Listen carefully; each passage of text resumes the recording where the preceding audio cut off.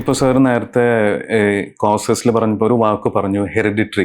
അപ്പോൾ അത് genetic causes leading to cancer in coming ജനറേഷൻസിൽ എന്താണ് ഇമ്പോർട്ടൻസ്?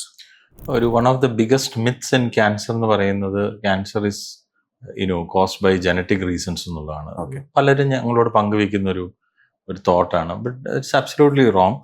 10% കേസസ് എന്ന് പറഞ്ഞാൽ 10 പേരിൽ ഒരാൾക്ക് ജനറ്റിക് റീസൺ കൊണ്ടുവരുന്നു. Okay. So what is genetic reason ചോദിച്ചു കഴിഞ്ഞാൽ they have what we call a genetic mutation running in the blood which can be transferred to the next generation.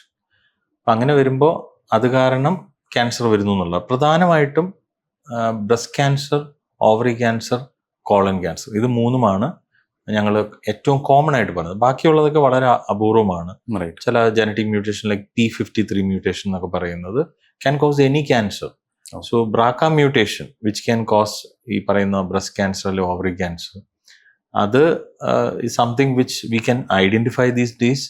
മാത്രമല്ല കൃത്യമായ സ്ക്രീനിങ് കൊണ്ട് നമുക്കൊരു പക്ഷേ വളരെ ഏർലി ആയിട്ട് തന്നെ കണ്ടുപിടിക്കാൻ സാധിക്കുകയും ഈവൻ പ്രൊഫലാക്റ്റിക് സർജറീസ് വഴി നമുക്ക് വരുന്നത് മുൻകൂട്ടി തടയാനും ഒക്കെ പറ്റുന്ന ഒരു സിറ്റുവേഷൻ ഇന്നുണ്ട്. അതിനുള്ള ഫെസിലിറ്റി വൈഡ് സ്പ്രെഡ് ആയിട്ട് ഇപ്പോൾ അവൈലബിൾ ആണ്. സോ ഒരു കാര്യമുള്ളത്, ജനറ്റിക് റീസൺ കൊണ്ട് ക്യാൻസർ വരുമ്പോൾ പൊതുവെ യങ്സ്റ്റേഴ്സിനാണ് വരിക, പ്രായമായവർക്ക് വരുന്നതല്ല. ഉദാഹരണത്തിന് ബ്രസ്റ്റ് ക്യാൻസർ 40s-ലും 50s-ലും ഒക്കെ വരുമ്പോൾ ഞങ്ങൾ ഈ ബ്രാക്ക മ്യൂട്ടേഷനെ പറ്റി ചിന്തിക്കും.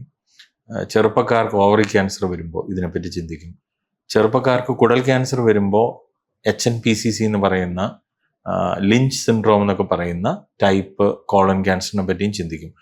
ഇതൊക്കെ മുമ്പ് ടെക്സ്റ്റ് ബുക്കുകളിൽ വായിച്ചിരുന്ന ഒരു കാര്യമായിരുന്നെങ്കിലും ഇപ്പോൾ നമുക്ക് ടെസ്റ്റുകൾ ചെയ്യാൻ കഴിയുന്നതിലൂടെ ഇത് സ്ഥിരീകരിക്കാനും പ്രിവെന്റീവ് മെഷേഴ്സ് അടുത്ത തലമുറയ്ക്ക് പകർന്നു കൊടുക്കാനും ഒക്കെ സാധിക്കുന്നു.